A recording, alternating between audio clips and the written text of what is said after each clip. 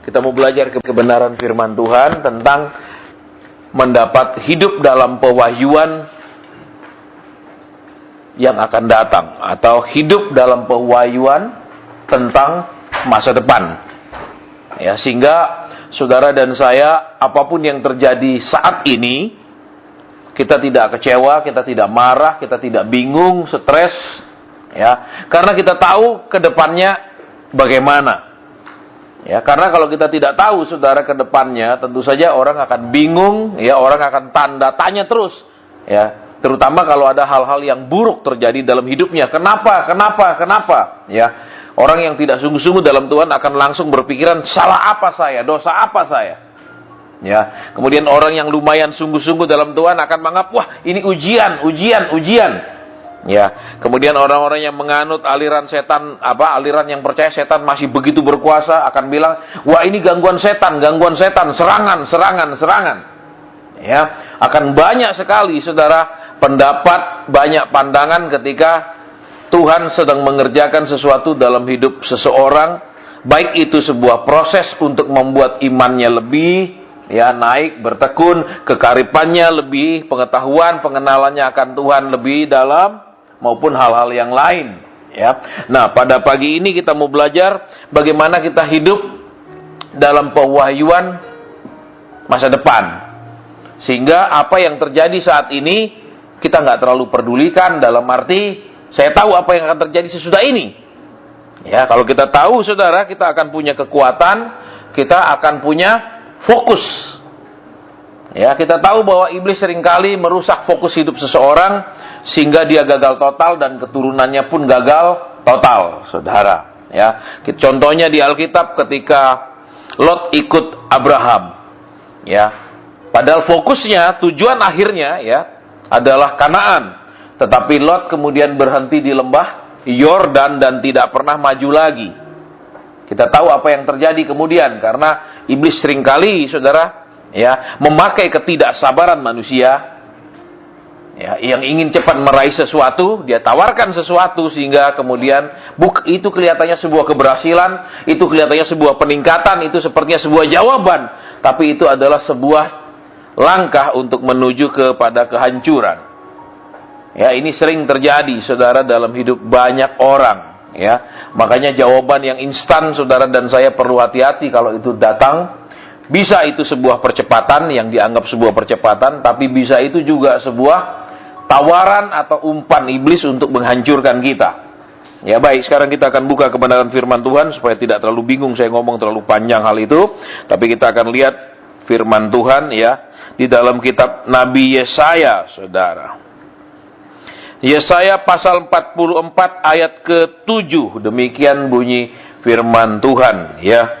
Jadi saya tunggu saudara-saudara yang masih bawa Alkitab non-digital, ya. Yesaya 44 ayat ke-7, demikian bunyi firman Tuhan. Siapakah seperti aku? Biarlah ia menyerukannya, biarlah ia memberitahukannya dan membentangkannya kepadaku. Siapakah yang mengabarkan dari dahulu kala hal-hal yang akan datang, apa yang akan tiba? Biarlah mereka memberitahukannya kepada kami. Saudara, sampai di situ ayat firman Tuhan. Saudara dan saya tahu, ya, ketika Tuhan bicara kepada Abraham tentang masa depan 400 tahun yang akan datang, ya, dia katakan waktu Abraham tertidur nyenyak sesudah mengadakan persembahan, dia katakan apa? Ketahuilah bahwa keturunanmu akan menjadi diperbudak selama 400 tahun. Saudara, kalau saudara perhatikan ketika Tuhan bicara kepada Abraham, dia belum punya anak, ya. Ishak belum lahir, bahkan soal kata Ismail pun belum lahir. Tapi Tuhan bicara tentang keturunanmu akan diperbudak. Berarti apa, saudara? Seringkali Tuhan berbicara kepada kita di luar, yang pertama, penalaran kita untuk mengerti, kemampuan kita untuk mengerti, di luar fakta sekeliling hidup kita, dan di luar realitas yang mengganggu, membatasi hidup kita. Ya, saya akan pelan-pelan di sini, saudara. Ya, yang pertama tadi apa? Di luar penalaran. Kenapa? Tuhan bicara tentang keturunannya akan diperbudak. Satu anak pun belum ada. Bagaimana ngomong keturunan? Di luar nalar. Ini Tuhan ngomong apa sih? Tuhan ini ngomong apa maksudnya? Kenapa? Belum ada keturunan, betul? Ya, belum ada satu pun anak sudah ngomong keturunan yang akan diperbudak. Saudara perhatikan. Jadi, saudara dan saya akan dibawa oleh Tuhan. Saya tidak tahu di tahun depan, ya, ataupun saat-saat ini sudah mulai terjadi hal-hal yang di luar kemampuan saudara dan saya untuk mengerti, menangkap dan memahaminya. Saudara, itu yang pertama, ya, di luar penalaran. Ya, yang kedua, saudara, di luar fakta kehidupan, ya, fakta yang mengelilingi dia, saudara dan saya tahu faktanya dia tidak punya anak. Tuhan bicara tentang keturunan, ya. Jadi fakta dengan yang Tuhan sampaikan tidak ketemu, tidak klop. Ada satu missing link atau satu mata rantai yang hilang. Kenapa? Ini faktanya saya loh. Misalnya sekarang faktanya, saya masih punya utang. Faktanya. Terus Tuhan bilang nanti punya rumah gede. Yang bener aja bayar utang aja susah. Ada missing linknya, ada sesuatu yang tidak klop, ada sesuatu yang tidak seperti tidak ada hubungannya, saudara. Ya, baik. Yang ketiga, di luar realitas. Ya, realitasnya dia sudah tua, saudara tahu. Ya, wanita sudah umur paling maksimal 50 sudah mati haid, saudara. Kalau mati haid tidak ada lagi sel telurnya. Ya, kalau pria tidak ada mati haid, saudara. Ya, sampai mati dia bisa. Ya, ini. Jadi apa, saudara? Serealitasnya istrinya sudah mati haid. Betul, itu realitasnya, saudara. Terus apa? Secara alamiah tidak mungkin. Berarti apa? Ketika Tuhan bicara tentang sesuatu rencana di masa depan, saudara dan saya akan dibawa keluar dari pikiran alamiahnya. Karena kalau secara alamiah dipikir sejuta kali pun tidak ketemu caranya, nggak ketemu jalannya, saudara. Ya, nah, saya nggak tahu kenapa Tuhan suruh ke khotbah bahan yang agak berat pada pagi hari ini, saudara.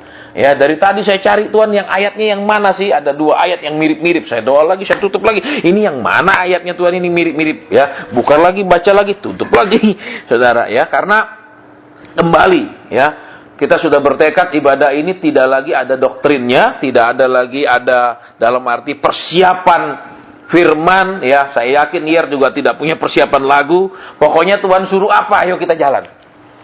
Ya, supaya kenapa? Supaya hati Tuhan senang, supaya jangan dibatasi dengan kita sudah siapin lagunya begini, saya juga sudah siapin khotbahnya begini. Jadi walaupun Tuhan hadir duduk manis, jangan bikin kacau persiapan kami, jangan obrak-abrik persiapan kami. Ya, tapi biarlah kita nggak buat persiapan apapun, ya, dalam arti kita cuma siapkan diri, terserah mau apa. Ya, supaya Tuhan senang, saudara. Itu, ya, beberapa minggu ini, saudara, Tuhan disuruh khotbah tentang hubungan antara bumi dengan sorga. Hubungan antara bumi dengan sorga. Ya, selalu Tuhan bicara apa? Selalu Tuhan bicara tentang rumah Allah Yakub. Ya, selalu Tuhan suruh saya sebutkan tentang rumah Allah Yakub. Kenapa aku tidak bicara tentang rumah Allah Musa? Kenapa aku tidak berbicara tentang rumah Allah Daud? Kenapa aku tidak berbicara tentang rumah Allah Salomo? Saudara tahu bait Allah yang terbesar pertama dibuat oleh Salomo. Yakub tidak pernah buat bait Tuhan. Betul? Tidak pernah, saudara. Dia hanya waktu dia lari dari kakaknya, dia tidur, kemudian dia bermimpi. Dia dalam mimpinya melihat malaikat turun naik dari surga ke bumi, dari bumi ke surga. Betul? Ketika dia bangun, dia bilang, inilah bait Allah, inilah rumah Tuhan. Berarti apa, saudara? Konsep awal sekali rumah Tuhan itu artinya, ya, tempat di mana bumi dan sorga berhubungan, tempat di mana ada koneksi, saudara, bumi dan sorga. Itulah rumah Tuhan. Berarti apa, saudara? Konsep awalnya tidak boleh lari, saudara, ya. Perkembangannya tidak boleh lari dari konsep awalnya, saudara. Kenapa? Ketika Tuhan pun memerintahkan kepada Musa untuk membuat, ya, kemah perjanjian itu, sama untuk apa? Berhubungan langsung, saudara. Umat bisa melihat ada sinar kemuliaan, ada hadirat Tuhan di situ. Cuman umat nggak bisa ngomong-ngomong sama Tuhan, hanya Musa yang boleh. Makanya Tuhan katakan sampaikan tentang bait Allah, yaitu rumah Allah Yakub. Nanti ciri-ciri daripada zaman akhir bukan hanya maaf kata, ya, sekarang orang tentang apa? Bulan apa? Itu kemarin itu. Ya, itu, ya, saudara, ya. Terus apa lagi? Di Bontang dulu ada apa? Sungai menjadi merah. Itu semua, saudara. Terus bumi semakin panas, ya. Ternyata saya googling, saudara, 1880 ya panas kayak sekali juga. Ada rekor panas tahun 1880 Berarti kalau ada hamba Tuhan yang khotbah sebentar lagi kiamat karena panasnya sudah begini, itu bohong. Karena 1880 tercatat dalam sejarah panas bumi juga seperti ini. Ya, jadi sudah ratusan tahun nggak kiamat-kiamat juga, betul. Kalau sekarang panas lagi, mirip seperti itu, nggak tahu tunggu berapa ratus tahun lagi kalau menurut siklus itu, saudara. Tapi kita nggak bahas itu ya.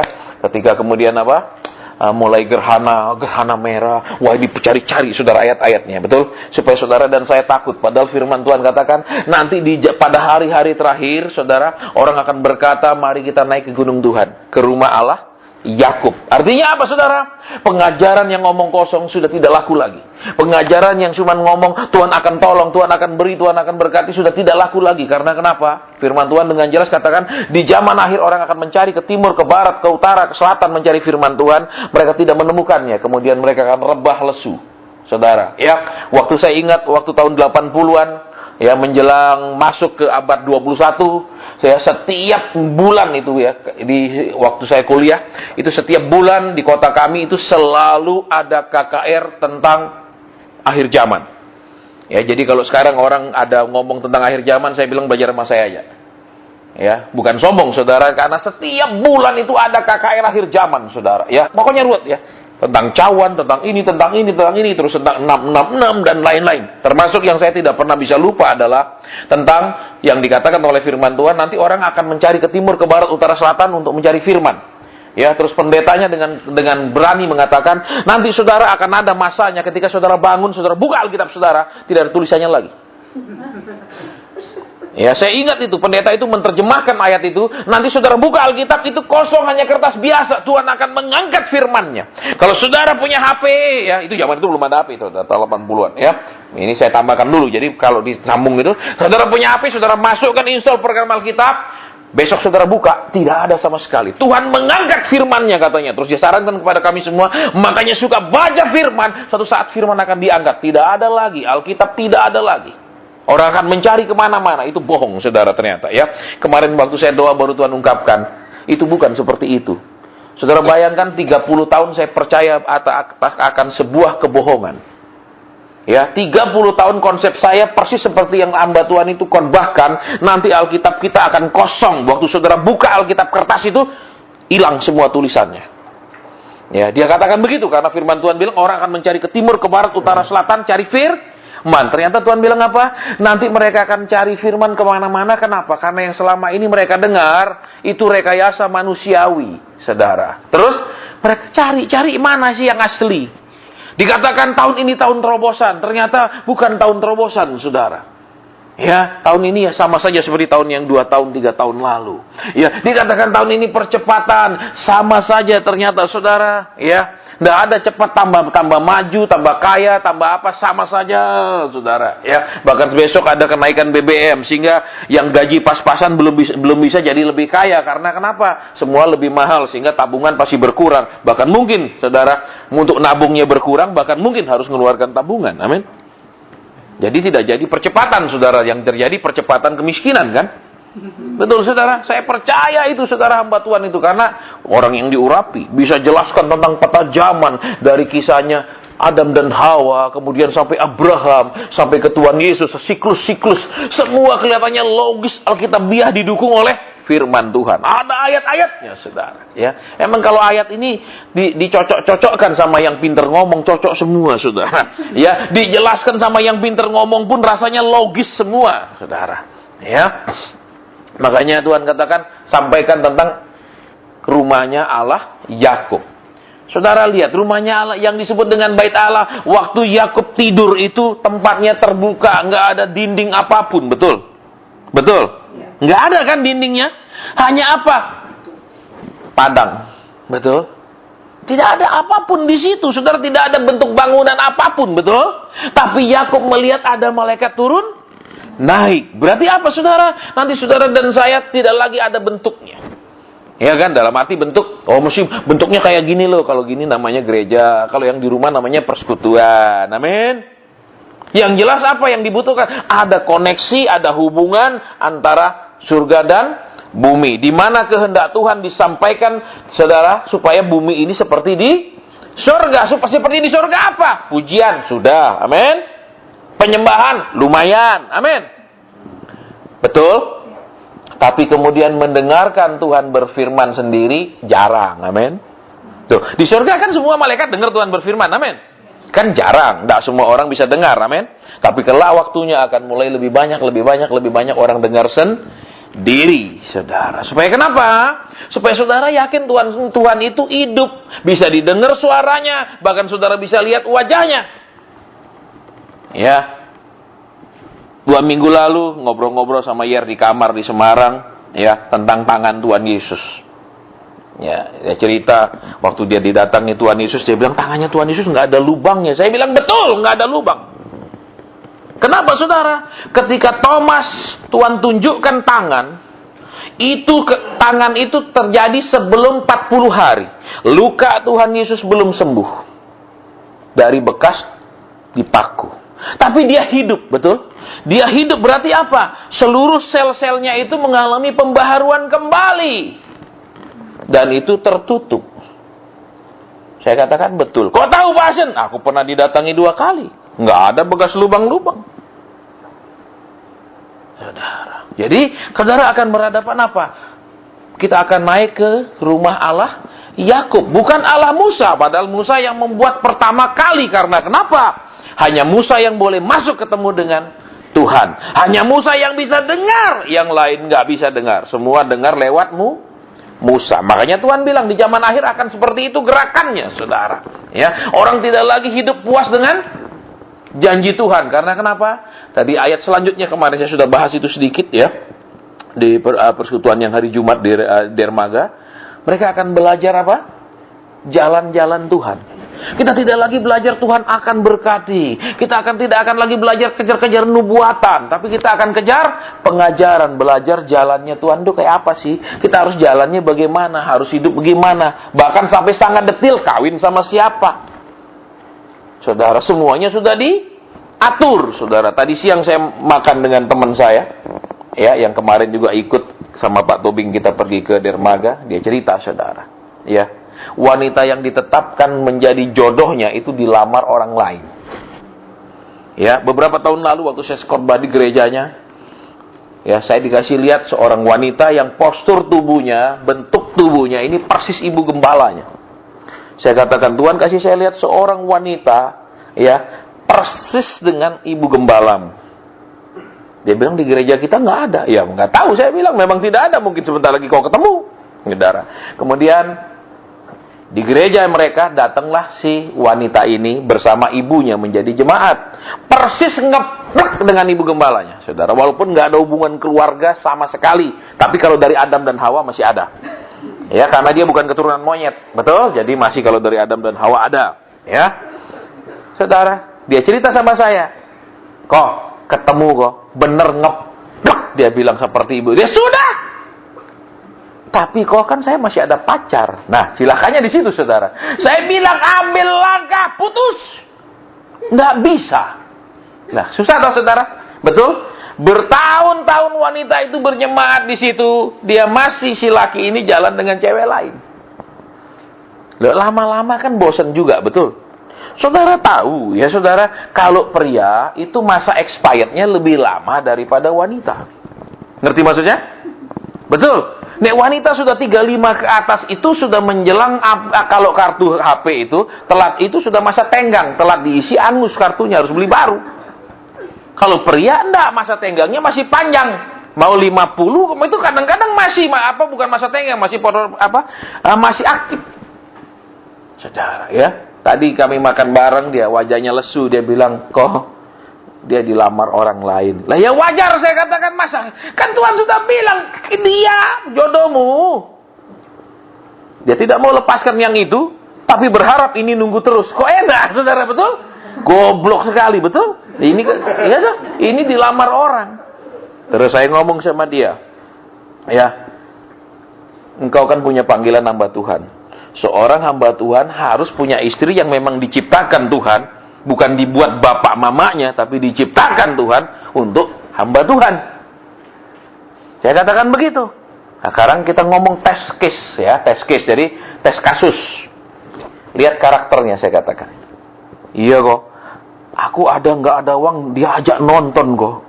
Nggak ada uang harus nonton, cilaka toh. Terus sekarang aku tabungan hampir habis kok. Nah bagus toh, betul. Jadi si pacar nih nggak mau tahu ada lu nggak ada uang, ini film bagus kita nonton. Loh, ini repot kalau begini, betul. Lah besok dia jadi hamba Tuhan, ada nggak ada uang harus beli misalnya apa, terpaksa ambil konkordansi cari tentang ayat persembahan, amin. Betul? Disampaikan dengan penuh urapan karena di belakang nunggu istri. Kebutuhannya, ayo Pak, ada kebutuhan. Jadi kau harus, apalagi istrinya bilang, terima urapan pengemis. Betul? Waktu kau khotbah semua orang akan mengabur, betul? Nah, itu urapan pengemis, saudara. Ya, saya bilang ya sudah, saya katakan. Ya, kenapa? Ya saya sendiri berharap dia mau ambil langkah iman sehingga dia menikah dengan orang yang Tuhan tetapkan, saudara. Ya, jangan berpikiran saudara ini diciptakan liar karena keinginan bapak ibumu dan kegiatan bapak ibu kita masing-masing. Sehingga apa? Ya kalau hewan iya saudara diciptakan begitu, amin. Tuhan tidak atur dia, ya, si anjing anu kawin sama anjing anu nggak diatur saudara. Itu terserah dokter hewannya, terserah yang punya hewan, betul? Tapi kalau manusia diatur dengan jelas, saudara. Ya sering saya doakan orang yang bandel, orang yang ngelawan, kemudian sesudah itu ketemu masalah. Dan saya orangnya kasar dan tegas. Sorry kalau suruh doa sendiri. Ya saya nggak mau lagi saudara mendoakan orang yang sudah bandel-bandel. Ya, berapa bulan lalu kan juga ada saudara di salah satu persekutuan kita, anaknya datang dari Jakarta, hadir di persekutuan. Dia bilang, Pak Sen, ini anak gadis saya. Tolong didoakan. Oke. Tuhan bilang, pacarmu bukan jodohmu ya. Kenapa? Kalian jalan berdua bersama, terus kalian akan berpisah. Saudara, berarti apa? Sekalipun mereka saling mengasihi, sekalipun mereka akan menikah, mereka akan segera berpisah. Itu garis yang Tuhan sudah tetapkan dalam penglihatan. Bapaknya bilang apa? Pasan bisa nggak didoakan, tetap menikah tapi nggak berpisah. Saudara, ini seorang pendoa, saudara. Suami istri pendoa yang sering mengadakan peperangan rohani. Makanya saudara, pendoa tidak dilatih. Ini pokok doa, mari kita doakan. Itu bukan cara melatih seorang pendoa. Ya, saya juga heran. Di awal kita buat persekutuan ini sudah beberapa tahun lalu. Saya sebenarnya ingin mengajar saudara bagaimana cara berkonsentrasi yang cepat. Ya, saya akan buat bagan-bagan cara berkonsentrasi yang cepat sekali, sehingga saudara sebentar saja saudara terapkan, saudara bisa konsentrasi, pikirannya nggak jalan kemana-mana. Tapi setiap saya mau ajar, Tuhan bilang no. Terus saya bingung, saudara. Terus khotbah lepas, bukan merupakan pengajaran yang berkesinambungan, bukan pengajaran yang berkelanjutan. Padahal saya kepinginnya saya gambarkan, saudara. Ya, begini loh cara gambarnya, terus begini loh pola pikir manusia, terus dibuat mengkerucut sampai hanya satu kok saudara konsentrasi dan fokus supaya bisa dengar suara Tuhan. Saya mau buat seperti itu, saudara. Tapi tetap Tuhan bilang tidak. Saya bingung kenapa? Loh, terus masa khotbah lepas begitu saja? Kapan mereka peka? Kapan mereka bisa cepat dengar? Saudara, belakangan saya mengerti, saudara. Kenapa? Orang yang mau belajar peka, itu tidak bisa dikasih apa? Tidak bisa dikarbit dengan pengajaran-pengajaran seperti itu. Walaupun pengajaran seperti itu memudahkan mereka konsentrasi. Karena yang Tuhan butuhkan bukan cepatnya mereka bisa mendengar, tapi perubahan mereka supaya dengar-dengaran. Ini yang beda, saudara. Ya, makanya waktu bapak ibu itu bilang, Pak Hasan, bisa nggak didoakan, tetap menikah, tapi supaya nggak bubar. Di situ saya mengerti, saudara, kenapa? Kita sudah salah mendidik para pendoa. Pendoa dididik dengan apa? Datang, ini pokok doa, doakan. Salah, kenapa, saudara? Mereka itu bukanlah pendoa, karena pendoa orang yang mengerti isi hati Tuhan dan berdoa. Bukan orang yang disodori segala macam beban doa maupun pokok-pokok doa organisasi. Saudara. Ya makanya dia ngotot, saudara, dia ngotot. Saya nggak peduli, saudara. Kalau Tuhan sudah bilang begitu, saya ngomong begitu. Jangan coba suruh saya robah, saudara. Ya nggak akan pernah. Ya, karena orang Kristen ini sukanya apa? Tawar-menawar sama Tuhan, amin.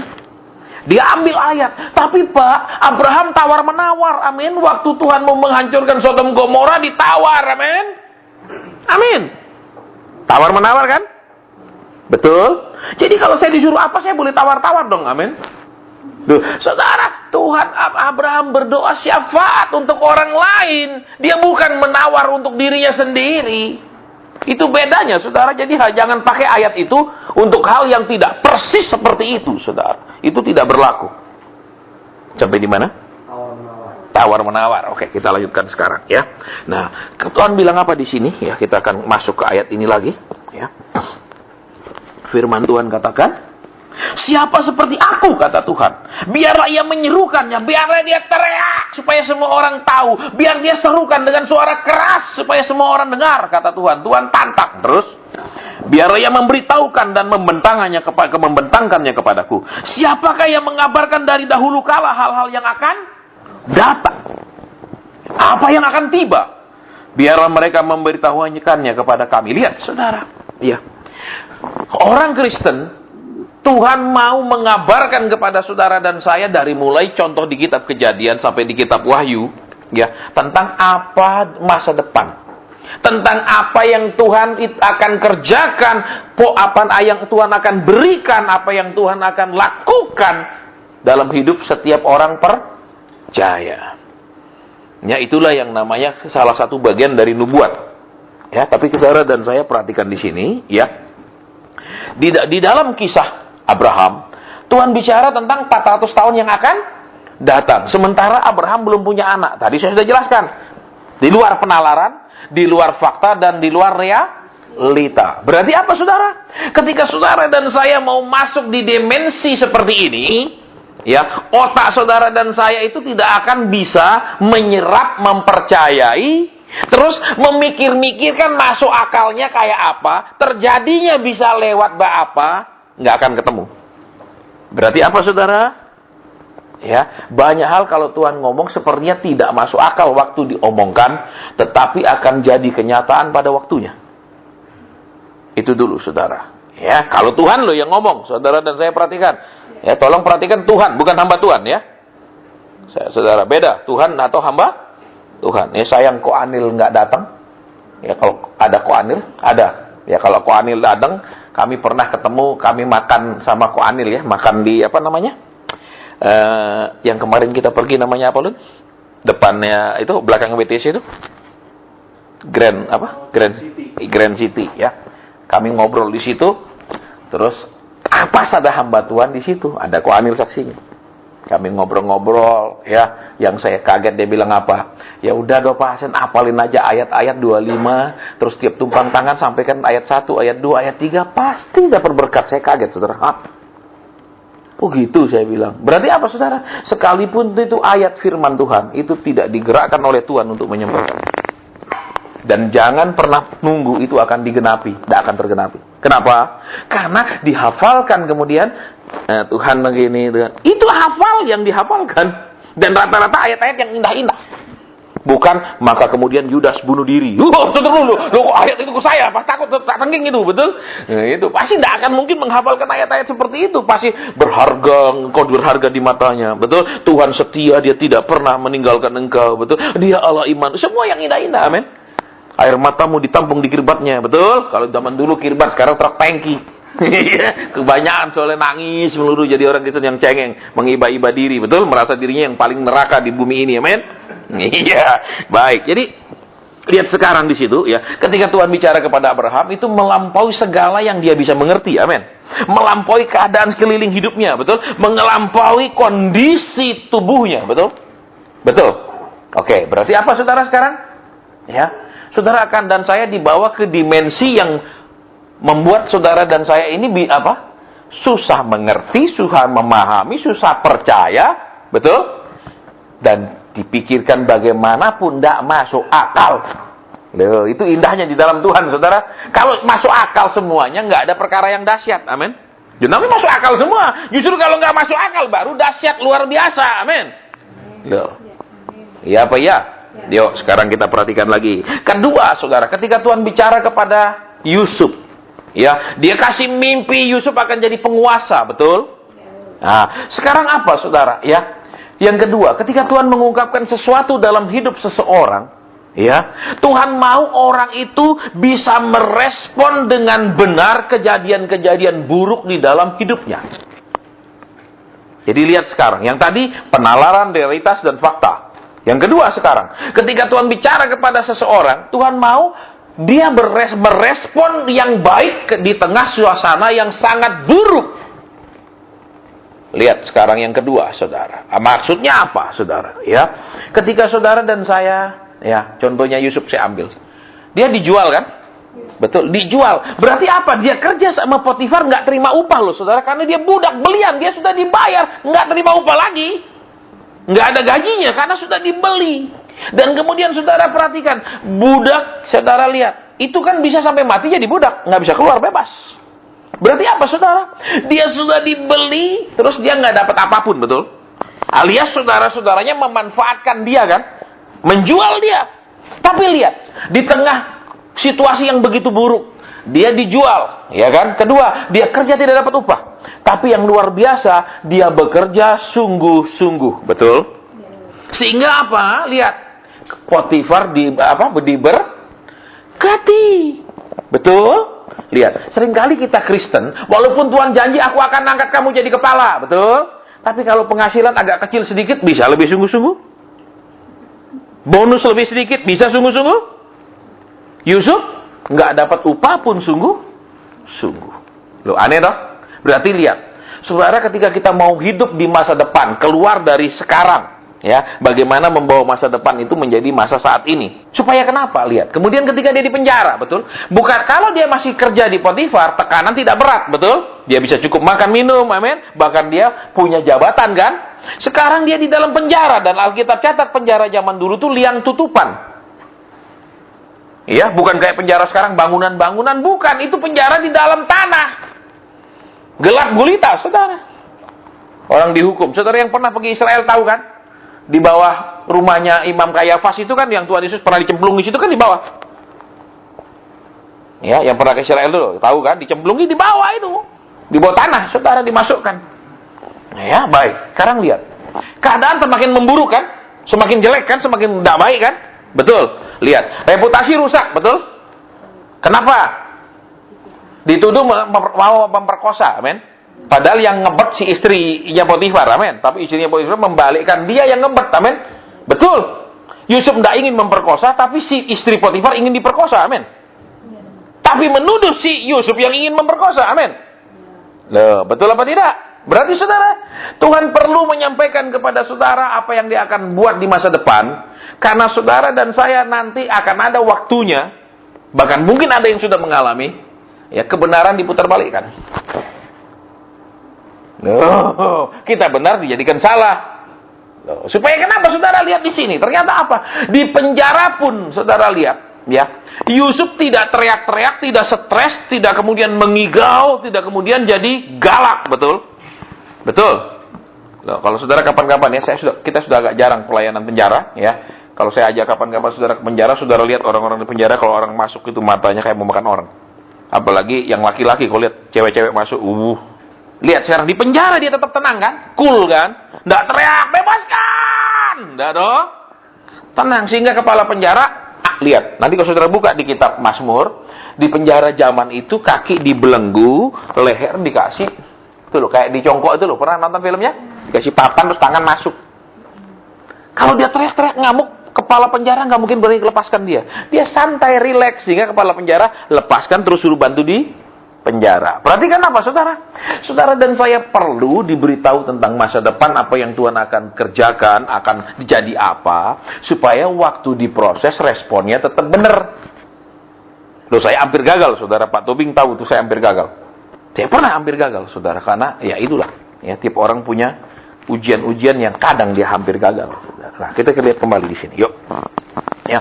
Jadi apa? Tuhan perlu memberitahu supaya kita responnya positif, supaya tetap bekerja bertanggung jawab. Nah, kita bilang kan, kalau kamu tidak setia kepada harta orang lain, bagaimana Tuhan bisa memberikan hartamu sendiri kepadamu? Artinya apa, saudara? Sebenarnya kalau ayat itu diterjemahkan lebih luas, sebenarnya semua kita ini sudah ada porsi berkatnya dari Tuhan. Cuma itu tidak bisa turun full ketika saudara dan saya tidak setia dengan harta orang lain. Maksudnya, kerja sama orang, main-main, santai, rileks, nggak tanggung jawab. Sehingga berkat yang mestinya jatuh ke kita, Tuhan tidak kasih turun. Tapi kalau kita bertanggung jawab full, terserah bos pelit lah, bos tipu, bos apa, Tuhan turunkan sendiri. Gitu loh saudara. Ya, baik, kita nggak bahas itu terlalu panjang, tapi kita lihat lagi ya. Yusuf bersikap benar. Dan yang luar biasa ternyata saudara lihat. Di tengah semua kejadian yang buruk dalam hidupnya, hubungannya dengan Tuhan tetap terjaga. Betul? Buktinya, Firaun dapat mimpi, dia langsung dapat artinya. Dia tidak bilang sebentar, saya sudah lama tidak suka berdoa. Saya mau mulai berdoa dulu 1 bulan ya Firaun. Tunggu ya. Betul, saya ambil puasa supaya Tuhan mengungkapkan artinya. Betul? Tidak. Saudara, makanya ada ayat, Tuhan memberi upah kepada orang yang sungguh-sungguh mencari Dia. Ya. Padahal ayat lengkapnya mestinya berbunyi, Tuhan memberi upah kepada orang yang sungguh-sungguh dan bertekun mencari Dia. Ada kata tekunnya di situ sebenarnya. Ya, tidak dicari cuma waktu butuh, betul, waktu susah, tapi dicari dalam waktu senang dan susah. Saudara, saya sering kalau orang dan tidak hubungi saya bertahun-tahun, saya udah nggak angkat teleponnya lagi, saudara. Kenapa? Saya tahu dia lagi susah. Pasti kalau nyari saya lagi, pasti lagi susah. Sangat sering saya ketemu, saudara. Ya, begitu sampaikan sesuatu terjadi, udah nggak pernah hubungi lagi. Nanti bertahun-tahun lagi, Pak Asen, saya ada masalah lagi sekarang. Oh gitu ya. Yang dulu Bapak sampaikan terjadi Pak, tergenapi. Tapi sekarang saya punya masalah. Jadi saya cuma kebagian masalahnya, saudara. Makanya saya nggak pernah lagi angkat. Kalau banyak orang ini, Bu Ratna tahu. Ada satu ibu kan beberapa bulan lalu cari saya. Ya, dia hubungi saya. Pak Hasan, saya tidak pernah lupa. Keluarga kami tidak lupa. Alah, saya tahu ini pasti saya mau dikumpulin keluarga besarnya lagi. Betul, pasti ada masalah lagi. Kalau sudah nyaman-nyaman, kita dilupakan. Mulai kumat susah, kita dicari-cari. Ya, saya pakai prinsipnya Alkitab. Betul? Kenapa? Saudara, kita membalas menurut perbuatannya. Ada ayatnya, saudara. Tuhan membalas menurut perbuatan kita masing-masing. Betul? Ya enggak? Betul apa enggak? Loh, saya tegas, saudara. Saya enggak peduli, ya. Makanya ada nabi perjanjian baru, ada nabi perjanjian lama. Saya nabi perjanjian lama, saudara. Saya ngomong terus terang sama saudara. Ya, telepon saya tahu ini bukan pasti lagi susah. Kenapa begitu tergenapi nggak inget? Saya nggak butuh uangnya, saudara. Ya, sebagai hamba Tuhan juga kita perlu dikuatkan. Misalnya orang itu bilang, Pak, tergenapi, itu kita bangkit lagi. Semangatnya melayani, saudara. Bukan ini Pak berkat, bukan. Saudara, ya tapi semangat ketika dengar bahwa Tuhan genapi itu membuat kita semakin berani nyampaikan firman Tuhan. Semakin kalau ada nubuatan sekalipun tidak masuk akal, kita berani sampaikan. Karena kenapa? Ada kesaksian-kesaksiannya. Ini cuma waktu susah doang baru yang Bapak sampaikan dulu terjadi, tapi sekarang ada masalah lain, Pak. Oh, ya uruslah dirimu sendiri, gitu aja saya, saudara. Masa hamba Tuhan begitu harus lemah lembut? Saya nggak lemah, saudara. Terus terang saya bilang, saudara ya, mata apanya dia lemah ya, saudara. Ya, baik kita lanjutkan sedikit ya. Itu yang kedua. Terus yang ketiga, saudara, yaitu Abraham, Yusuf. Ya, yang ketiga. Ya, ketika Tuhan bicara kepada Musa, ya, Tuhan tidak bicara ketika dia masih kecil seperti Yusuf. Tapi Tuhan berbicara ketika hidupnya umur 80 dari seorang pangeran di Mesir, dari seorang panglima perang kerajaan Mesir zaman itu, saudara. Ya, Alkitab memang tidak mencatatnya. Ya, tetapi satu prasasti di Ethiopia mencatat bahwa Musa menaklukkan Ethiopia.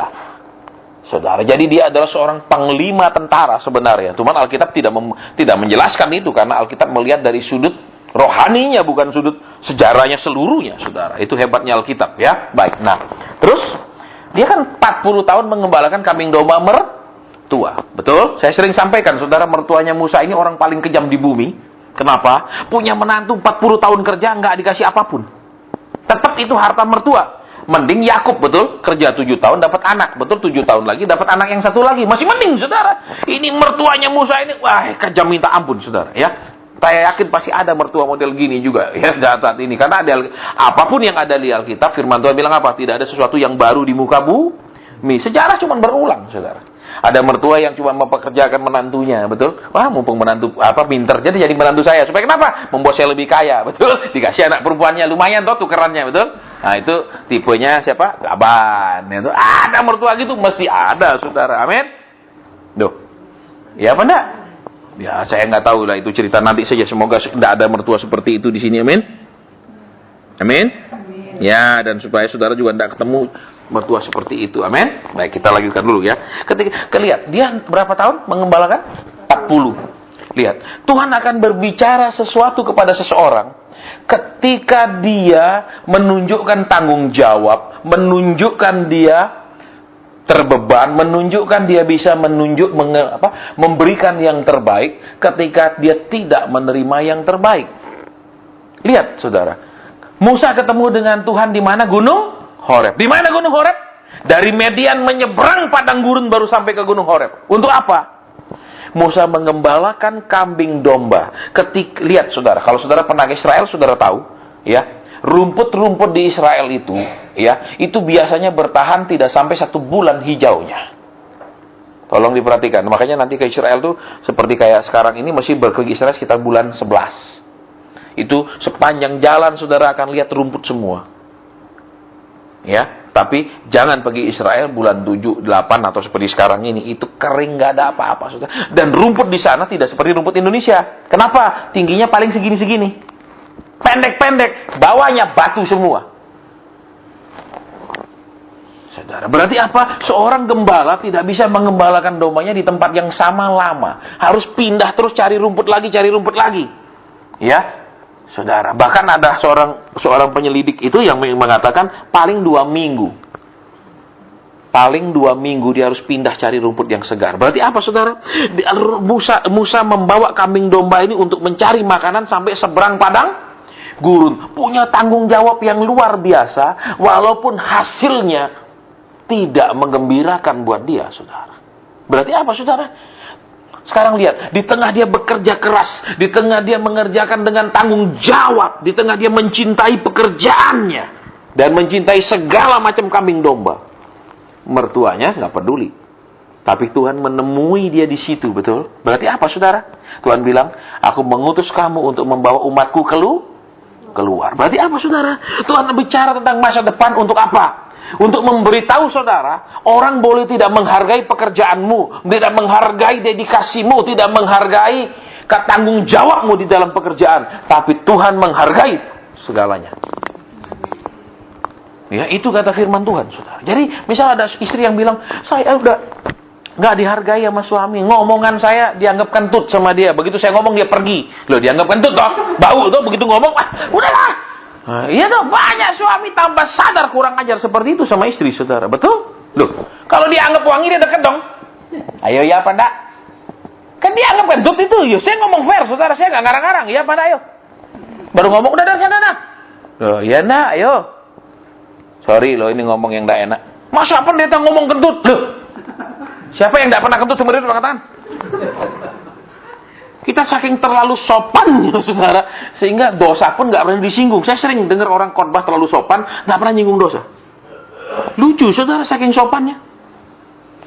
Ya, makanya kemarin saya juga sering khotbah. Orang heran, masih pacaran najis, peluk-peluk, cium-cium, amin. Sudah nikah malah sangat kudus.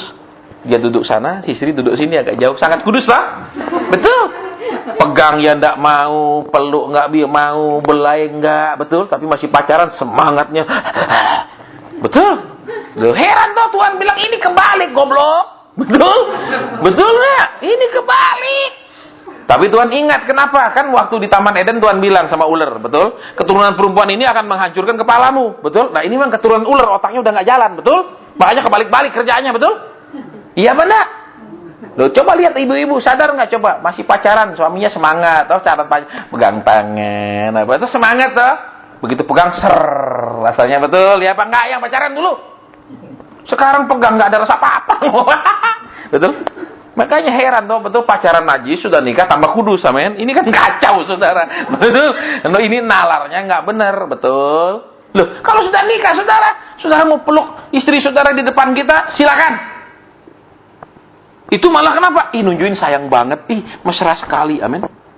Itu nggak salah kalau udah nikah. Tapi jangan masih pacaran. Pacaran peluk sana, peluk sini. Jadi pasienku besok konseling.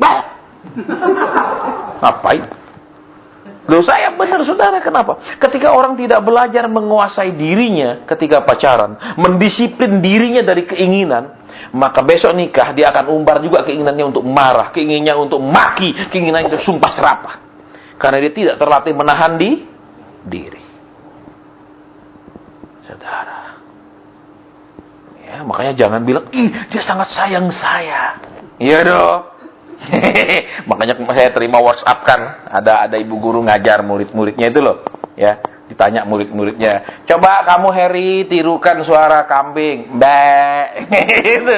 Ya, "Coba kamu Yono tirukan suara kucing." Meong. Nah, ya toh? Terus satu lagi, "Coba kamu Adi tirukan suara buaya." Nah, si Adi langsung bilang, "Hai cantik." Ya, nah, itu buaya tuh gitu, saudara ngomong, ya suara buaya, "Hai cantik, kamu selalu hadir di mimpiku." Kita belum kenalan loh. Itu saudara, itu suara buaya. Ya, oke, kita nggak bahas itu, saudara ya. Ya biar nggak ngantuk lah ya. Kalau khotbah jam segini kan lihat-lihat juga, amin. Ya itulah kelebihannya hamba Tuhan, saudara. Betul, lidah nggak bertulang. Coba bayangkan kalau bertulang, bahasa kita nggak begini, masih. Baik, ya. Jadi apa, saudara? Tuhan menyampaikan kepada Musa rencananya. Untuk apa? Karena dia lihat karakter Musa bertanggung jawab. Betul? Karakter Musa tidak menyerah kepada keadaan, tapi terus berusaha untuk memberikan tanggung jawab yang baik. Makanya dia menyeberang sampai ke gunung Horeb. Dia bawa domba itu, "Habis makanan sini, kita jalan terus pergi cari." Dia nggak bilang, "Domba, habis makanan ya sudah." Amin. Ngapain aku pelihara mertua aku punya, amin. Syukur-syukur dia cepat mati, amin. Dia nggak dapat apa-apa. Alkitab bilang dia memelihara kambing domba mertuanya. Dengan jelas Alkitab menulis seperti itu. Di bahasa Inggrisnya pun dengan jelas seperti itu, kambing domba mertua. Bayangkan 40 tahun nggak dapat apa-apa dari mertua. Saudara cuma dapat anaknya doang. Berarti ini mertuanya Musa ini pede sekali tentang anak gadisnya, betul? Dianggap anak gadisnya kalau dapat ini sudah syukur ban kamsyalu, amin.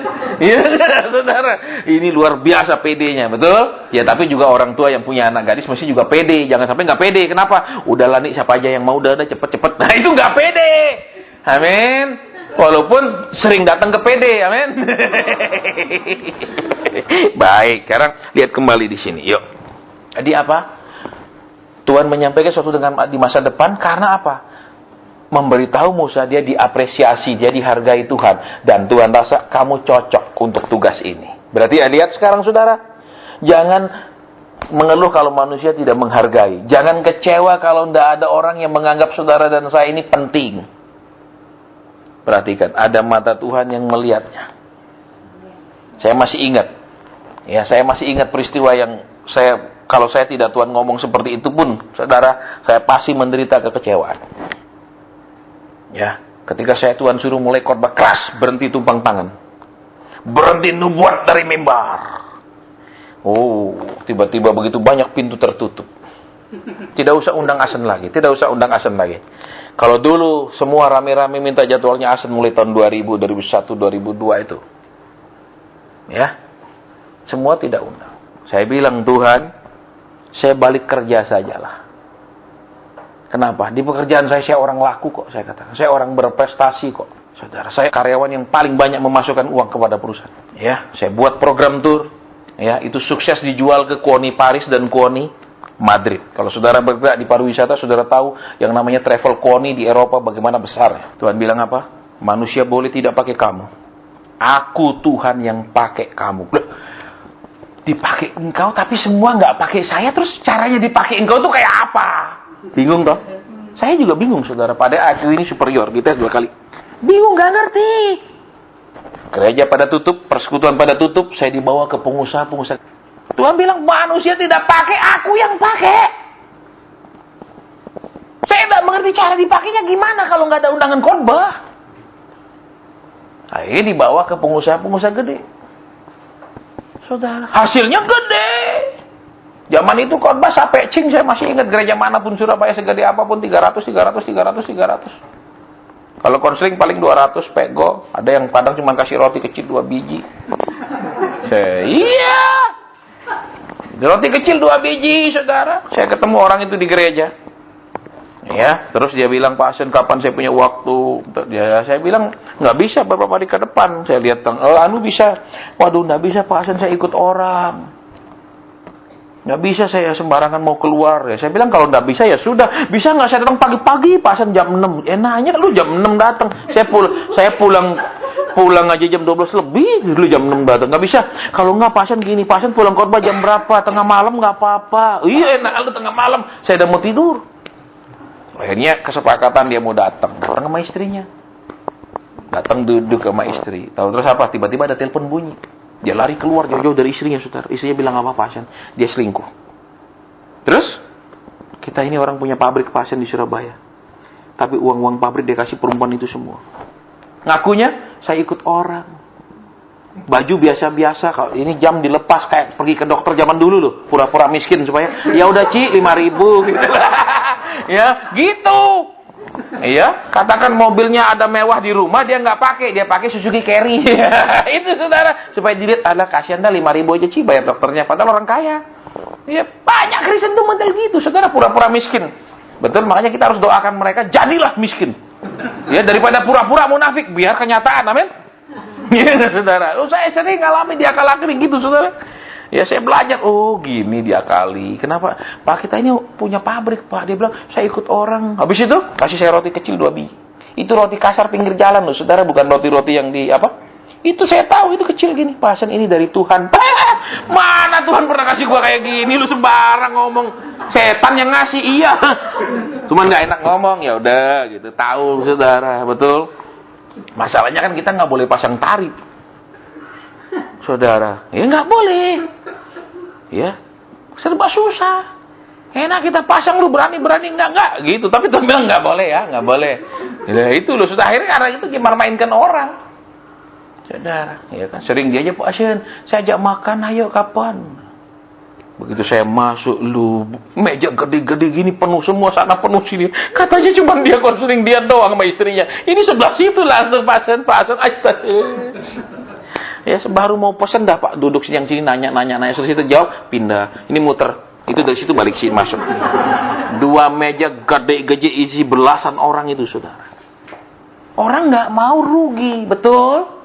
Kenapa? Lah kita makan paling di restoran, paling kalau lihat dari sekian makanan dari meja, katakanlah makan 15 orang semeja, tiopua, kan cepet doang, seperti saya betul, kayak biaya mereka kan undang saya kan cepet, betul.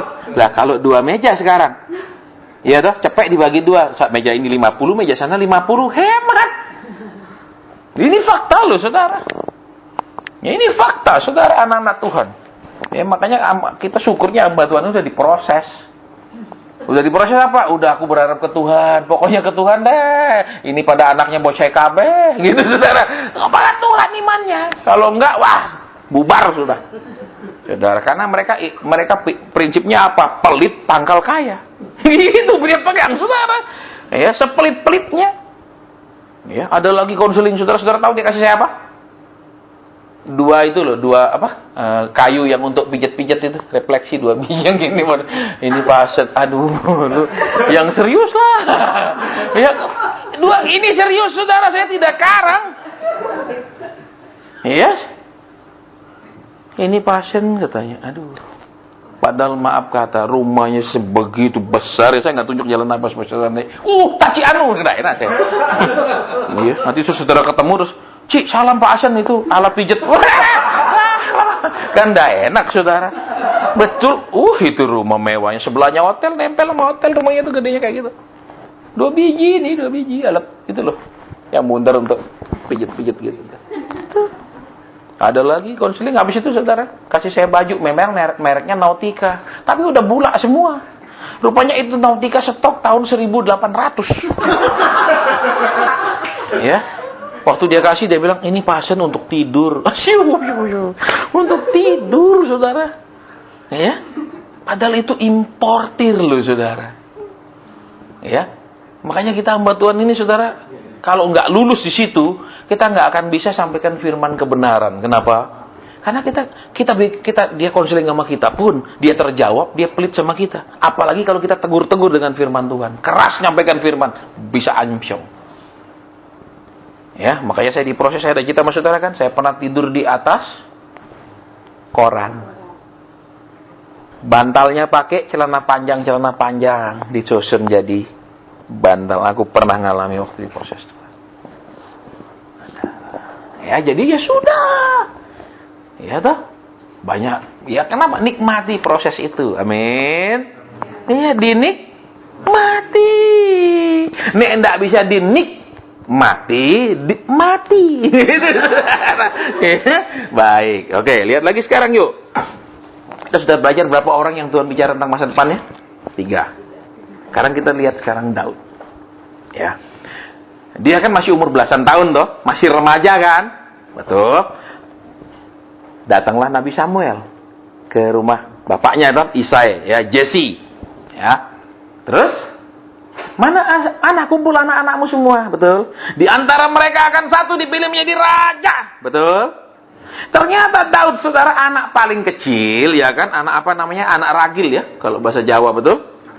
Iya, enggak dianggap, ini enggak modelnya, enggak potongannya. Saudara tahu badannya Daud itu kecil, kata Alkitab, betul? Sedangkan saudara-saudaranya tinggi besar, betul? Sehingga Nabi Samuel, wah, ini calon raja gede-gede begini, betul? Nah, lihat sekarang, saudara, ya. Daud mengalami apa? Ada hal yang dia tidak bisa rubah, betul? Postur tubuhnya dia nggak bisa rubah. Cebol, betul? Kecil dia. Firman Tuhan bilang, Daud nggak gede, saudara. Nggak seperti kakak-kakaknya kan, seperti Eliab, lain-lain. Ya dong? Badannya kecil. Berarti apa? Ada di dalam hidup saudara dan saya yang nggak bisa dirubah, itu alamiah. Nggak ada, saudara. Tapi Pak, kalau operasi plastik bisa. Saudara bisa dioperasi plastik secantik apapun, tapi anakmu tetap sejelek. Betul nggak? Ayo. Iya apa enggak? Coba ibu yang dipermak karena pergi operasi plastik, bisa nggak anaknya secantik ibunya sesudah dioperasi plastik? Tetap bibitnya nggak, yang itu doang yang keluar. Betul? Iya apa enggak? Iya tuh. Saudara, lihat sekarang. Terus apa lagi? Lihat sekarang ya. Kedua, dia kan dianggap enteng karena anak kecil dianggap apa? Sama saudara-saudaranya nggak ngerti apa-apa, betul? Dituduh macam-macam kan sama saudaranya, betul? Ketika diantar makanan, kamu nih mau lihat perang dah? Lihat, saudaranya nggak terima kasih kan diantarkan makanan, malah ngomonginnya nggak enak, betul? Lihat, saudara dan saya perlu Tuhan ungkapkan tentang masa depan, supaya kenapa? Mungkin kayak saya pendek, saya adalah anak laki paling pendek di keluarga saya, karena dulu saudara saya suka olahraga, terus katanya kalau kita olahraga malah badan lebih atletis. Saya tidak pernah tambah tinggi sejak SMP. Saudara bisa bayangkan? Adik saya yang di Malang satu kepala lebih tinggi dari saya, itu adik kandung. Laki. Saya paling pendek. Saudara, rasanya minder. Kenapa? Adik saya satu kepala lebih tinggi dari saya. Ponakan saya yang perempuan di Malang tinggi banget, hampir 180. Saya paling cebol.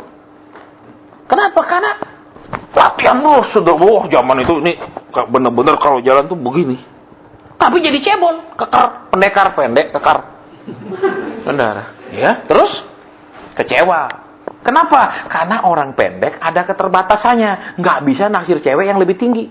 Itu pasti minder. Kenapa? Iya nak. Katakan kita jalan-jalan sama dia terus dia taruh tangannya kita di ketiaknya, itu nggak umum. Kalau perempuan di ketiak laki-laki umum, betul. Tapi laki-laki jangan di ketiak perempuan, malu. Loh, kok nggak normal pasangan ini? Betul apa tidak? Itu membatasi saya, saudara. Nggak bisa dihilangkan, walaupun saya sebagai hak tinggi, tetap aja bala bisa keselio kalau jalan. Gitu, saudara. Membatasi, saudara. Betul? Loh. Membatasi loh, saudara. Itu nggak bisa dirubah seumur hidup, saudara. Nah, lihat sekarang apa. Saudara dan saya, Tuhan kadang bicara kepada saudara dan saya tentang rencananya di masa depan. Tentang apa yang dia mau buat atas hidup saudara dan saya. Ketika dia melihat ada hal yang kita mungkin warisi dari orang tua kita. Mungkin secara fisik seperti Daud. Mungkin secara reputasi. Ya, mungkin secara ekonomi, secara apa. Dia mau bicara sama kita.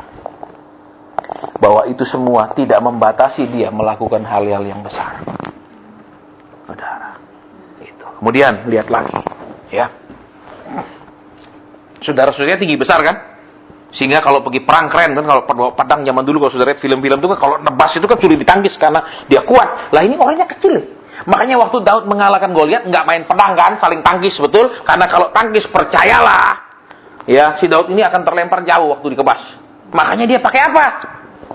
umban dari jarak jauh karena dia kecil. Kalau dari jarak dekat cilaka, betul?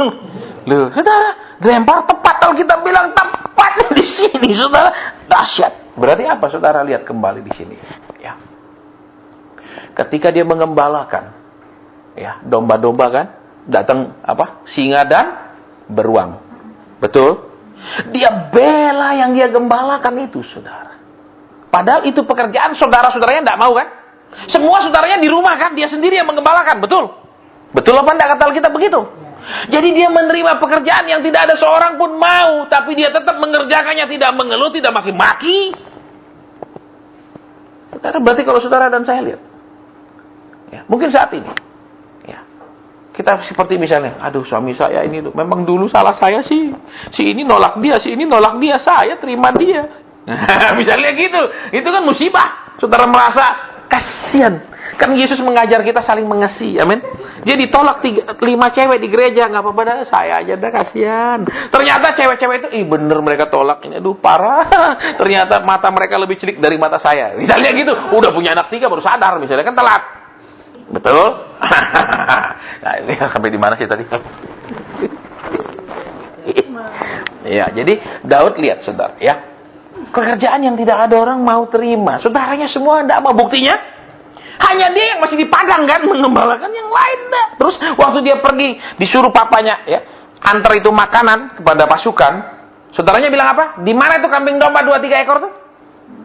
Betul. Sudah ngambil pekerjaan yang tidak ada orang mau ambil, saudara-saudara yang mau, dia kerjakan, dia dihina lagi. Lihat, saudara, perhatikan di sini. Ya, mungkin misalnya dalam rumah tangga ada bilang, sudah kamu yang suami itu lawan dia, ngapain? Kamu diam, kamu ngalah, misalnya begitu. Dia nggak bisa kasih apa-apa sama kamu, lawan. Hati-hati, saudara. Ya, dengan bujukan apa nasihat-nasihat yang jahat seperti itu. Ya, 3 hari lalu kami melayani, ya. Terus ada satu ibu bilang, Pak Asen, apa teguran Tuhan buat saya? Ya, saudara. Saya sampaikan kepada pengurus karena masih ada beberapa orang yang perlu didoakan. Dia pulang lebih dulu, ya, karena 1 jam rumahnya dari tempat ibadah. Terus dia telepon besoknya ke koordinator persekutuan kita. Ya, dia tanya, kemarin Pak Asen sampaikan apa? Sampaikan begini, Pak Asen tuh mau ngomong sama Taci, mau negur Taci tentang sikap Taci kepada suami. Karena Taci ini terlalu keras kepada suami, sehingga wajah suaminya Taci itu, ya, kusut seperti sayur asin. Saudara tahu sayur asin? Kamcai? Lihat, kusut nggak kamcai itu? Kusut sekali kan? Ya, itu saudara ya. Nah, terus disampaikan. Terus lihat, ini si Tacinya bilang, ya sudah, saya mau dengar. Saya mau ditegur. Saudara, Taci ini bukan orang biasa, dia developer. Ya, tapi dia bilang, saya mau ditegur. Saya nggak mau jadi Kristen gini-gini aja. Lihat, saudara, di zaman akhir nanti banyak orang akan naik ke gunung Tuhan. Mereka akan apa? Berhenti sudah di lembah. Khotbah apa? Nanti saudara yang ngerti lesu akan ditolong. Saudara yang sudah tergeletak akan diangkat kembali. Saudara yang sudah tidak bisa apa-apa lagi Tuhan akan segarkan. Itu khotbah lembah. Mereka akan naik, saudara. Ya, mereka tidak bosan sudah kondisi rohani seperti itu. Mereka akan naik. Naiknya bagaimana? Sifat doa mereka akan berbeda. Mereka akan bilang, Tuhan, aku akan apa kehendakmu? Apa yang harus aku lakukan? Bukan, Tuhan, kenapa kau belum lakukan? Tuhan, kenapa kau belum beri? Saudara perhatikan, ya. Kita bilang di hari-hari terakhir. Ya. Orang akan naik ke gunung Tuhan, ke rumah Allah, ya. Mereka akan bisa berhubungan dengan Tuhan sendiri. Mereka akan dengar suara Tuhan sendiri. Itulah ciri-ciri akhir zaman. Saudara, ada ayatnya. Bukan cuman matahari semakin panas, betul? Itu enggak, saudara. Terus, mari uang saudara antar ke kami akan kirim itu ke surga. Supaya nanti saudara mati, saudara terima di surga. Tidak percaya. Dia pasti kirim, beli apartemen di Singapura, beli di Australia, kerusuhan dia langsung lari, saudara. Itu, baik. Kita lihat sekarang di sini apa? Tuhan bicara kepada Daud untuk apa? Saudara lihat. Kembali seperti Musa, Daud punya tanggung jawab. Betul? Betul? Kembali seperti Yusuf. Dia tidak mengeluh atas pekerjaan yang tidak diinginkan orang lain. Pekerjaan yang buruk. Saudara. Maka Tuhan memberitahu dia masa depan apa, dia akan jadi apa. Jadi perhatikan, saudara, ya.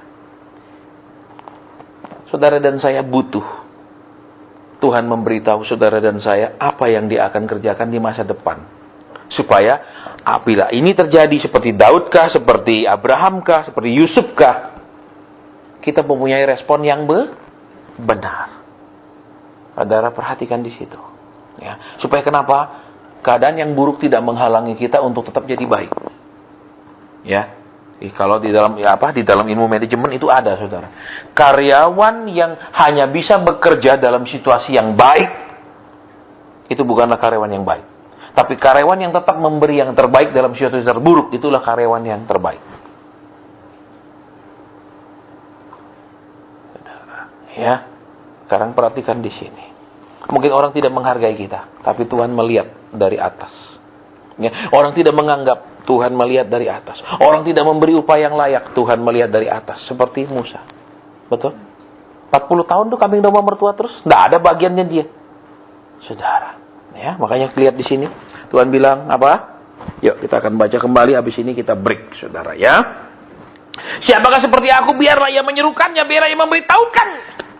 Siapa yang mengabarkan dari dahulu hal-hal yang akan datang. Lihat, saudara. Tuhan nantang, tidak ada yang bisa. Memang Huamia ada bisa separuh. Ya, ini kanmin itu bisa tahu separuh. Tapi tidak bisa membuat saudara dan saya mengalami apa yang dialami Abraham, apa yang dialami Musa, apa yang dialami Yusuf.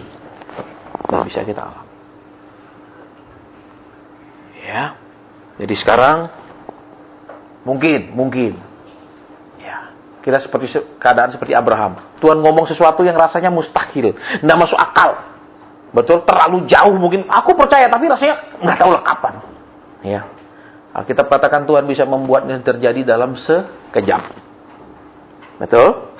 Oke, saya nggak ulang lagi ayat-ayat itu, ya. Tapi lihat di sini, yang jelas Tuhan mau berbicara kepada kita, Tuhan mau beritahu kita masa depan kita. Ya, supaya kenapa? Seperti itu yang tadi. Intinya, kita tetap bisa maju walaupun begitu banyak penghalang. Kita tetap bisa percaya walaupun tidak ada alasan untuk percaya. Ya.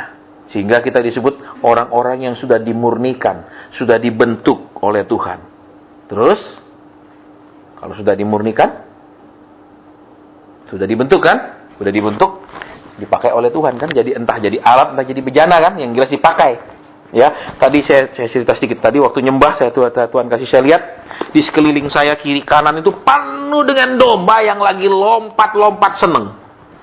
Saya tadi asik lihat, dombanya lagi lompat-lompat seneng, gandeng-gandeng saudara domba itu. Ya, sekeliling sini kiri kanan begitu, saya berdiri di dalam penglihatan, itu domba semua dan mereka lompat-lompat seneng. Kenapa? Mereka lagi menuju ke ada danau, mereka lagi menuju ke mata air itu yang kelihatan. Lagi lompat-lompat senang karena mau minum. Itu yang pertama. Yang kedua, saya dikasih lihat Tuhan, saudara. Itu ada, saya enggak. Kalau ada contohnya saya bisa kasih lihat. Enggak ada barangnya ya. Itu seperti pot, saudara ya. Itu dari pualam. Pualam itu apa sih? Iya, seperti itu ya, pualam. Bentuknya bundar ya. Kira-kira gini besar. Tapi segini tebel. Cuman segini. Jadi enggak tinggi segini. Cuman segini. Itu dalamnya diisi cairan. Saya pikir ini apa, air ya Tuhan ya. Itu banyak berbentuk lingkaran saudara. Di bawah sama semua ukurannya, beberapa naik lagi lebih banyak, naik lagi lebih banyak itu. Jadi dari bawah itu atasnya itu lebih banyak itu seperti kalau saya bilang bejana lah gitu ya, seperti itu. Terus itu bening sekali. Saya pikir ini air ya Tuhan. Tuhan bilang bukan, itu minyak. Saudara, ya. Itu minyak, semua sedang diisi, tapi bentuk cuma segini tinggi. Itu loh saudara, ya mungkin seperti pot gitu loh yang segini tinggi, terus itu diisi gitu. Itu membentuk lingkaran, ya melingkar itu banyak, melingkar, naik lagi melingkar seperti itu. Yang tadi saya lihat, dan itu isinya minyak. Ya, saya tidak tahu apa artinya. Ya, terus tadi waktu nyembah tiba-tiba saya lihat dari sebelah sini itu sinar yang kerang sekali ke situ. Ke arah saudara ya, dari belakang saya di sini sinar terang sekali seperti sinar lampu mobil yang sangat terang itu ke arah situ ya. Saya tidak tahu ya, nanti habis ini kita akan break, kemudian kita akan doa kembali apa artinya Ya, tapi saya yakin tadi pasti banyak penglihatan karena saya rasa kuat sekali hadirat Tuhan ya. Biarpun tadi saudara lihat waktu dia main berbeda dari bulan lalu. Kalau saudara perhatikan. Ya. Kenapa? Ada sesuatu sebenarnya tadi. Ya, nanti kita habis ini ya baru kita akan tanya siapa yang dapat apa tadi, dapat lihat apa. Ya. Tapi jangan bilang saya, Pak. Saya tadi merem lihat gelap, Pak. Oh, itu umum ya. Itu karunia umum semua orang. Ya, itu. Jadi tidak usah diceritakan kalau yang itu ya. Baik. Tadi kita akan break ya. Habis jam sekarang baru jam 3:05 di jam saya ini. Jam tambah ngebut terus ini Pak Tobi. Dulu lebih 15, sekarang sudah lebih 20-an ya. Tambah cepat dia. Rupanya ini jam mengalami percepatan, saudara ya. Ya, baik. Kita akan masuk lagi dalam penyembahan jam 4 ya. Baik, ada makanan minuman yang disediakan keluarga di sini, kita nikmati, kita break 1 jam.